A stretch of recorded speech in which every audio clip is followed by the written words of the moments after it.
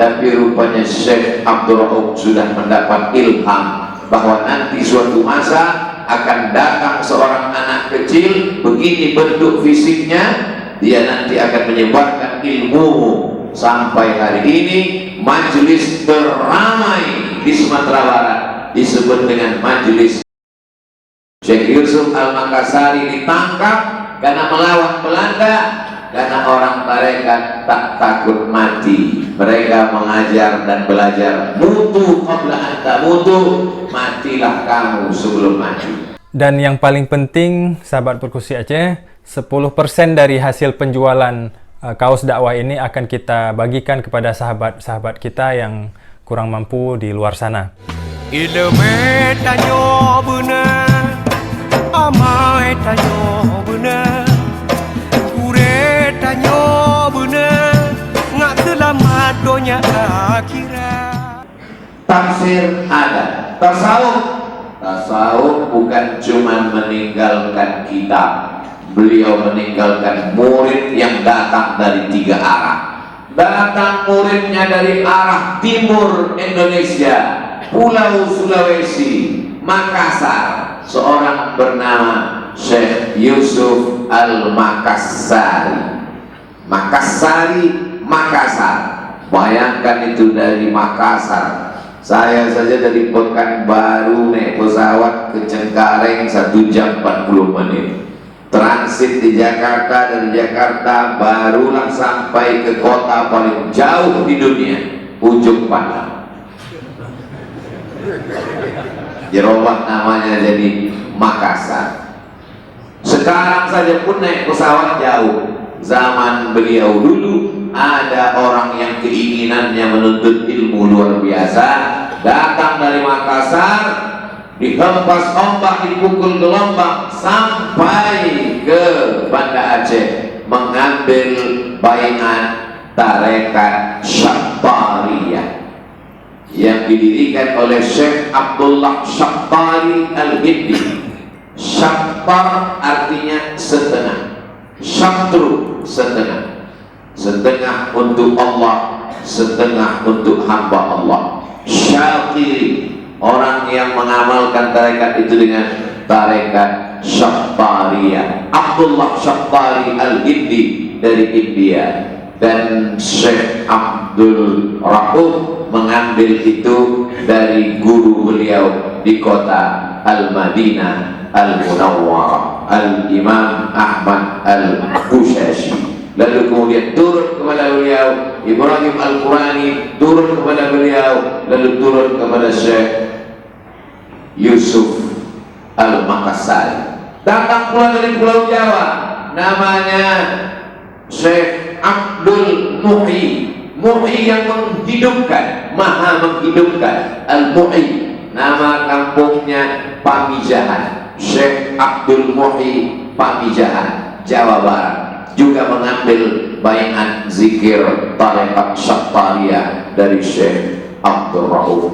Lalu kemudian adalah seorang anak datang dari kampung bernama Ulakan. Ulakan itu sebuah negeri disebut dengan Pariaman. Sekarang nama kabupaten Pariaman. Pariaman itu sendiri orang-orang Arab yang datang dari Jazirah Arab, ketika mereka berlayar di tengah lautan, mereka melihat ada daratan. Kalau sudah sampai ke daratan, maka kita akan merasa aman. Daratan itu bahasa Arabnya barri, sedangkan tenang itu bahasa Arabnya aman. Barri, aman, kata dia. Ada daratan, kalau kita sampai ke sana aman. Barri, aman. Disebut Pariaman.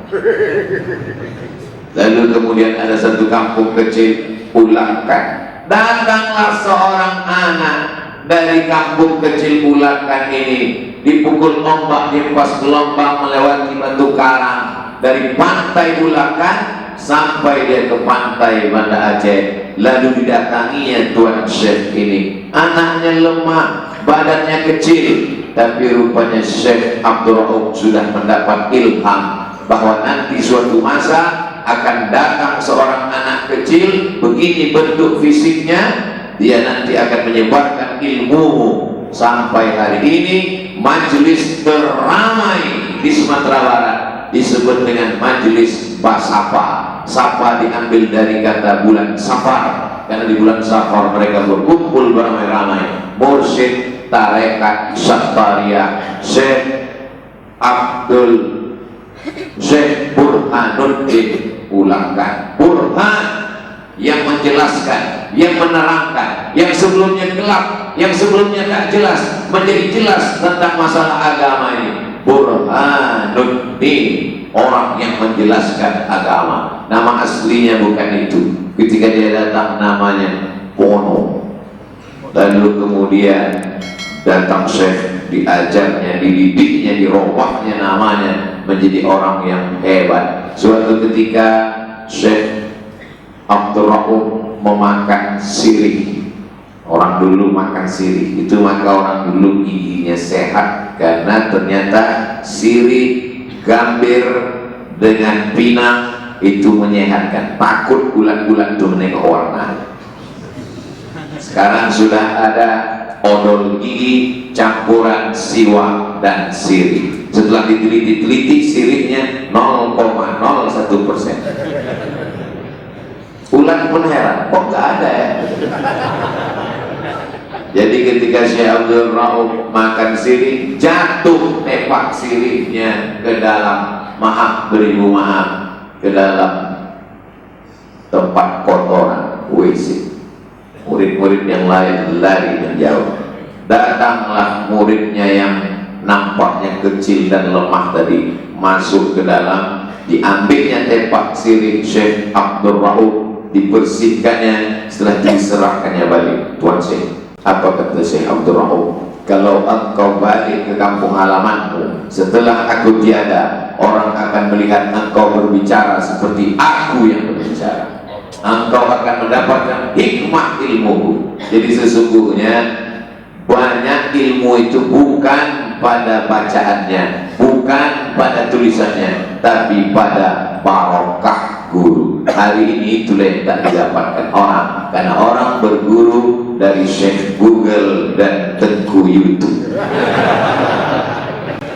Beliau langsung belajar kepada Tuan Guru, barokah ilmu diperolehnya, sampai hari ini namanya dikenang sepanjang zaman. Alhamdulillah kedua orang ini saya datangi makamnya, Syekh Abdul Rauf saya datang, Syekh Burhanuddin saya datang. Untuk Syekh Yusuf agak susah karena makamnya di Cape Town, Afrika Selatan. Allah Ta'ala ingin menunjukkan bagi yang menghina orang tasawuf, orang tarekat. Apa itu orang tarekat? Cuma berzikir dalam kelaku, la ilaha illallah. Kalaulah murid-murid Syekh Abdul Rauf hanya berzikir dalam kelaku, tak mungkin Belanda menangkap Syekh Yusuf Makassar. Syekh Yusuf Al-Makassari ditangkap karena melawan Belanda, karena orang tarekat tak takut mati. Mereka mengajar dan belajar, mutu qabla anta mutu, matilah kamu sebelum mati. Sebelum dia mati, dia sudah mati duluan. Dimatikan hawa nafsunya, digulung pakai kain kafan, ditalkinkan ke telinganya, la ilaha illallah. Jadi dia tak takut menghadapi Belanda. Mereka yang menteriakkan Allahu Akbar itu sehingga Belanda lari pontang-panting. Allahu Akbar. Orang yang masih memikirkan hidup tak akan pernah bisa meneriakkan Allahu Akbar. Lalu kemudian apa yang terjadi? Dicampakkan beliau ke Ceylon, Sri Lanka. Sampai di Ceylon dia mendakwakan Islam. Akhirnya mereka khawatir nih, jangan-jangan nanti di Ceylon membuat pergerakan lagi, dibuang lagi ke Afrika Selatan. Sampai di Afrika Selatan pun beliau membuat pergerakan, sampai akhirnya Presiden Afrika Selatan Nelson Mandela memberikan penghargaan kepada Syekh Yusuf Makassar, murid dan mengambil zikir dari Syekh Abdul Rauf. Meninggalkan murid, meninggalkan kitab, meninggalkan masjid yang hari ini subuh ini, mudah-mudahan kita mendapatkan keberkahannya. Apa lagi yang bisa kita tinggalkan? Tulisan sudah mereka garap, membuat syair dan puisi, orang lain dapat doktor gara-gara mereka. Untuk meninggalkan murid, kalah murid-murid kita. Murid beliau sudah sampai ke Afrika Selatan. Dan yang paling penting, sahabat perkusi Aceh, 10% dari hasil penjualan kaos dakwah ini akan kita bagikan kepada sahabat-sahabat kita yang kurang mampu di luar sana. Ilmu tanyo benar, amai tanyo benar, kure tanyo benar, ngak selamat dunia akhirat.